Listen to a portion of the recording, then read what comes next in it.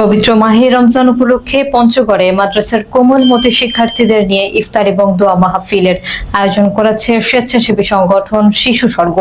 মাসব্যাপী ধারাবাহিক কর্মসূচির অংশ হিসেবে রবিবার এই ইফতার মাহফিল অনুষ্ঠিত হয়। বিস্তারিত দেখুন মিজানুর রহমান মিন্টুর প্রতিবেদনে। পবিত্র মাহে রমজানের পবিত্রতা ও ভ্রাতৃত্ববোধ ছড়িয়ে দিতে পঞ্চগড়ে মাদ্রাসা শিক্ষার্থীদের নিয়ে ব্যতিক্রমী এক ইফতার মাহফিল আয়োজন করেছে স্বেচ্ছাসেবী সংগঠন শিশু স্বর্গ। গত রবিবার তেঁতুলিয়া উপজেলার মাগুরা খালিদ বিন ওয়ালিদ হাফিজিয়া মাদ্রাসায় এই আনন্দঘন ইফতার অনুষ্ঠানের আয়োজন করা হয়।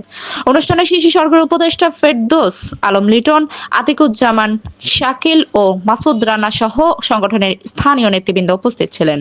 আয়োজকরা জানান, প্রতি বছরের মতো এবারও 24শে ফেব্রুয়ারি থেকে ধারাবাহিকভাবে বিভিন্ন মাদ্রাসা ইফতার ও দোয়ার আয়োজন করে আসছে শিশু স্বর্গ ফাউন্ডেশন।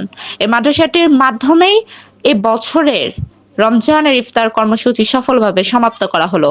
ইফতারের আগে দেশ ও জাতির কল্যাণ এবং সংগঠনের প্রতিষ্ঠাতা কবির আহমেদ আকন্দ সহ সংশ্লিষ্ট সবার দীর্ঘায়ু কামনা করে বিশেষ মোনাজাত করা হয়।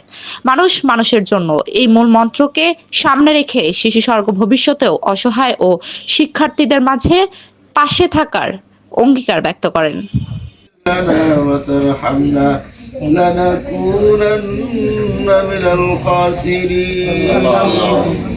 اللهم اغفر لنا ذنوبنا وكفر عنا سيئاتنا وتوفنا। চ্যানেল A1 হৃদয়ের স্পন্দন।